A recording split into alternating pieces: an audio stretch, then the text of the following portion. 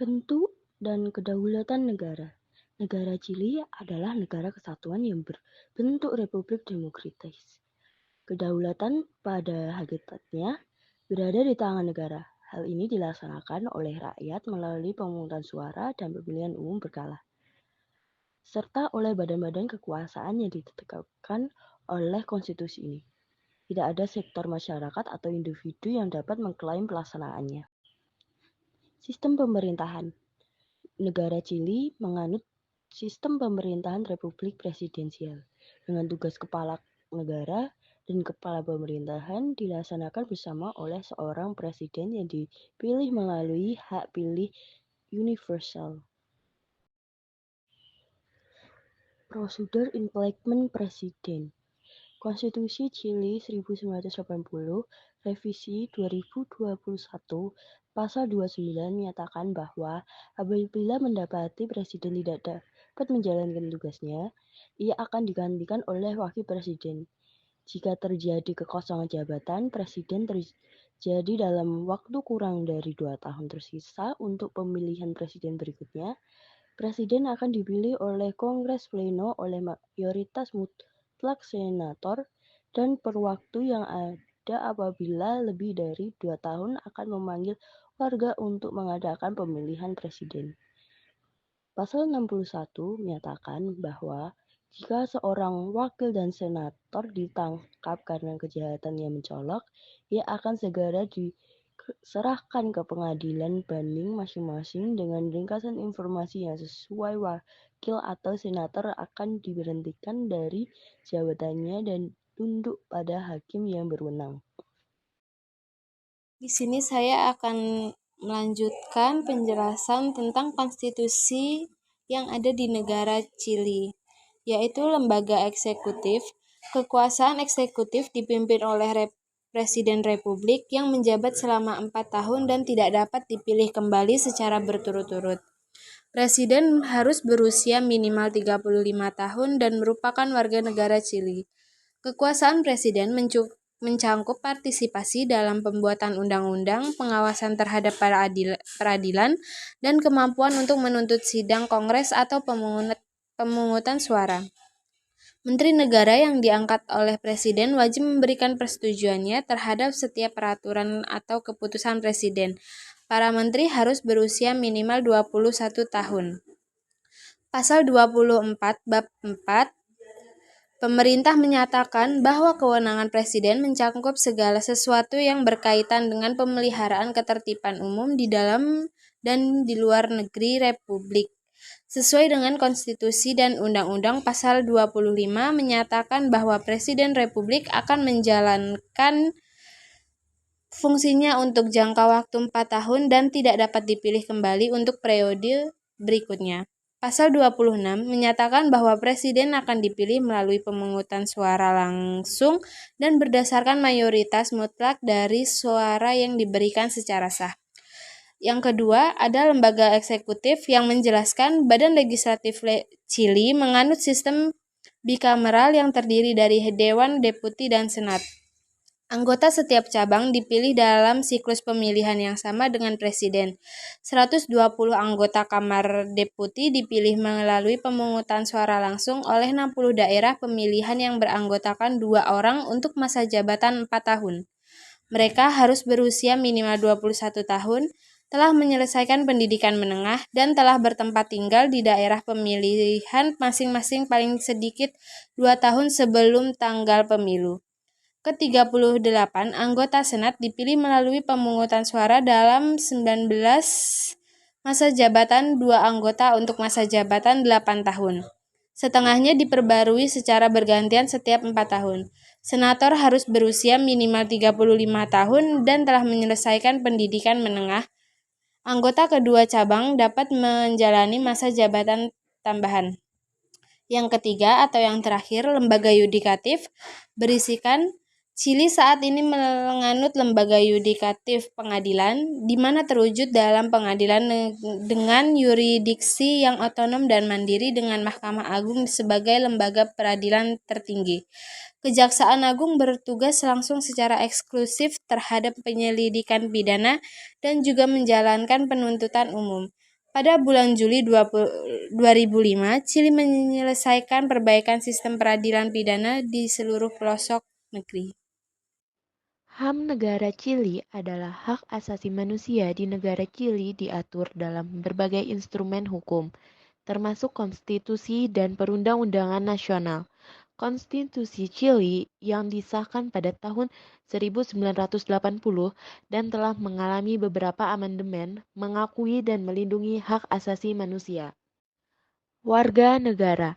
Warga negara Chili adalah individu yang memiliki kewarganegaraan Chili yang diatur oleh konstitusi dan undang-undang kewarganegaraan negara tersebut.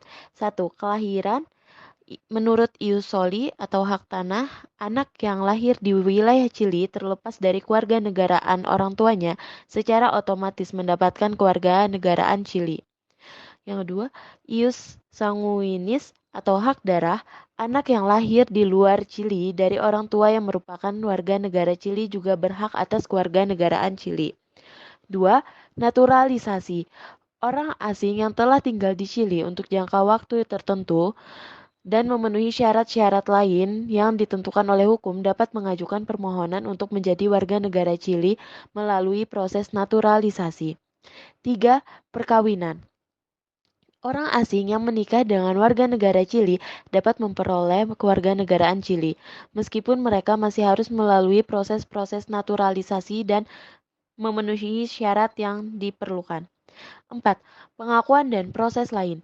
Anak-anak yang diadopsi oleh warga negara Chili, orang asing yang memberikan jasa luar biasa kepada Chili atau berkontribusi secara signifikan pada negara dapat diberikan kewarganegaraan atas dasar kehormatan.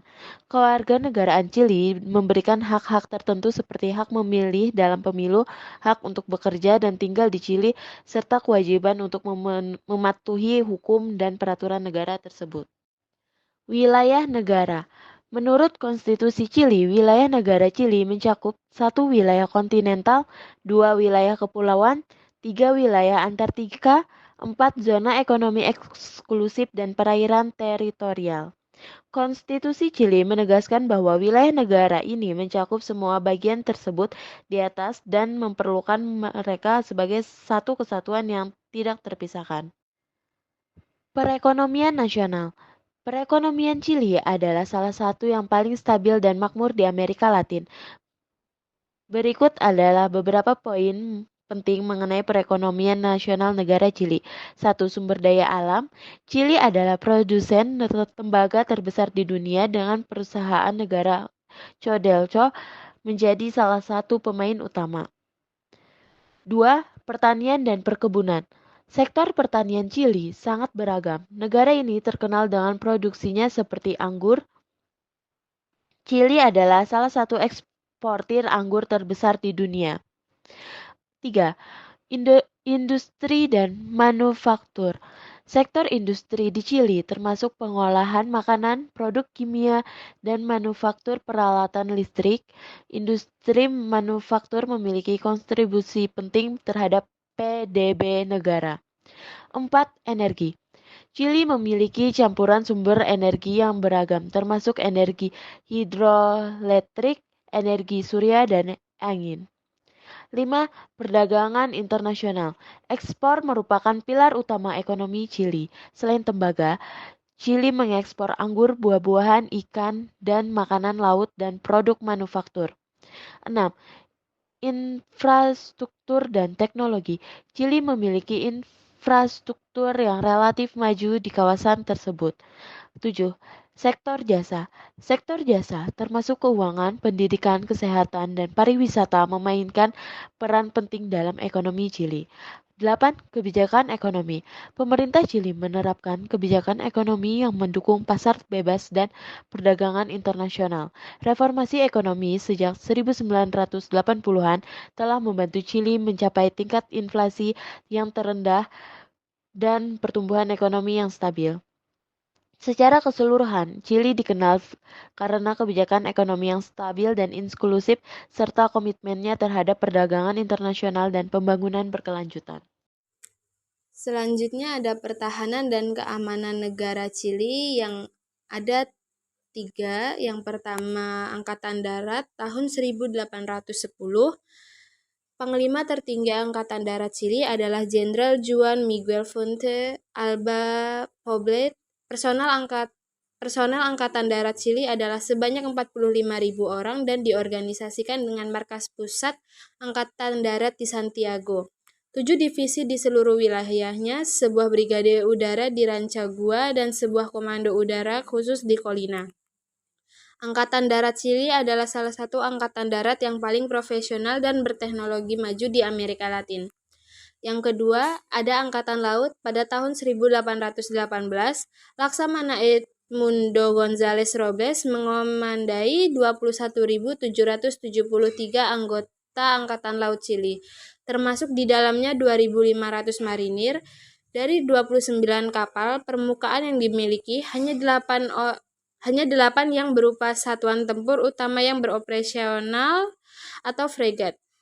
Kapal-kapal itu berbasis di Valparaiso. Angkatan Laut mengoperasikan pesawat terbangnya sendiri untuk urusan angkautan dan patroli. Angkatan Laut tidak memiliki pesawat tempur maupun pengebom.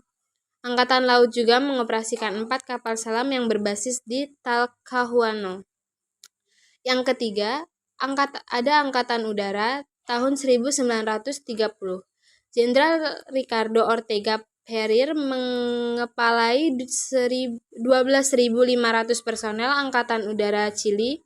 Aset-aset udara disebarkan ke 5 brigade udara yang bermarkas di Iquique, Antofagasta, Santiago, Puerto Montt, dan Punta Arenas. Angkatan Udara juga mengoperasikan sebuah pangkalan udara di Pulau Raja Gorge, Antartika. Angkatan Udara menerima kiriman terakhir yakni 2 dari 10 F-16. Semuanya dibeli dari Amerika Serikat pada bulan Maret 2007. Setelah beberapa dasawarsa menghadapi perdebatan dan upaya-upaya penolakan penjualan di Amerika Serikat, Chili juga menerima kiriman pada tahun 2007 sejumlah F-16 Blok 15 hasil rekondisi dari Belanda. Total membawa 18 F-16 yang dibeli dari Belanda. Selanjutnya ada pemerintah daerah yang berisikan pemerintah lokal di Chili disebut sebagai commune atau municipalities. Komune adalah unit pemerintahan terkecil di Chili yang berfungsi sebagai badan pemerintahan lokal yang mengatur urusan-urusan yang berhubungan dengan kehidupan sehari-hari warga negara. Komune ini dipimpin oleh seorang wali kota atau alkalde yang dipilih melalui pemilihan umum. Komune juga memiliki dewan perwakilan yang terdiri dari beberapa anggota yang juga dipilih melalui pemilihan umum. Komune berfungsi sebagai badan pemerintahan yang mengatur urusan-urusan seperti pendidikan, kesehatan, infrastruktur, dan lain-lain di wilayahnya. Yang terakhir ada pemilihan umum. Di Chili untuk memperoleh hak suara, yakni hak pilih universal dan voting wajib, seseorang harus berusia 18 tahun. Pendaftaran di Servicio Electoral de Chile atau sejenis komisi pemilihan umum adalah bersifat sukarela, tanpa hambatan. Sekali jadi, ketidakterdaftaran tidaklah diizinkan. Sejak tahun 1949, perempuan memiliki hak suara yang setara dengan laki-laki. Perempuan Chili memiliki hak pilih dalam pemilihan umum munisipalitas sejak tahun 1935 dan pemilihan umum presiden sejak tahun 1952. Sekian penjelasan dari kelompok kami tentang negara Chili.